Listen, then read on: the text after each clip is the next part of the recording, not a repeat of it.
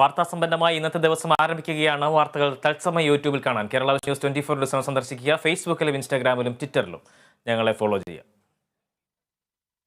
ആദ്യം നോക്കാം പ്രധാന തലക്കെട്ട്. നികുതി വർധനയ്ക്കെതിരെ സമരം ശക്തമാക്കി UDF. ഇന്നും നാളെയും രാപ്പകൽ സമരം. സെക്രട്ടേറിയറ്റും കളക്ടറേറ്റുകളും സമര കേന്ദ്രങ്ങൾ. സംസ്ഥാനതല ഉദ്ഘാടനം കോഴിക്കോട്, വയനാട്ടിലും കണ്ണൂരിലും സമരം മറ്റൊരു ദിവസം.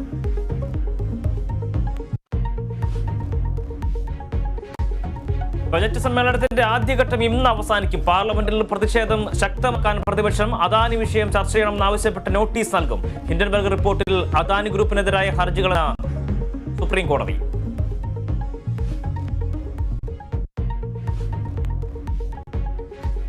തുർക്കി സിറിയ ഭൂകമ്പത്തിൽ മരിച്ചവരുടെ എണ്ണം 34,000 കടന്നു. രക്ഷാപ്രവർത്തനം പുരോഗമിക്കുന്നു. പ്രതിസന്ധിയായി പ്രതികൂല കാലാവസ്ഥയും ആഭ്യന്തര സംഘർഷങ്ങളും. സിറിയയിലെ IS ആക്രമണത്തിൽ ഒരു സ്ത്രീ ഉൾപ്പെടെ 11 പേർ കൊല്ലപ്പെട്ടു.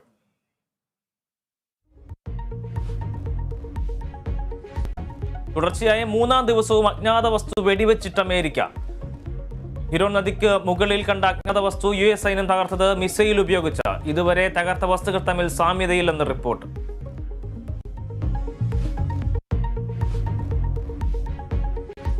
വനിതാ T20 ലോകകപ്പിൽ ഇന്ത്യക്ക് വിജയത്തുടക്കം. പാകിസ്ഥാനെ 7 വിക്കറ്റിന് പരാജയപ്പെടുത്തി 150 റൺസ് വിജയ ലക്ഷ്യം ഇന്ത്യ മറികടന്നത് ഒരു ഓവർ ബാക്കി നിൽക്കെ.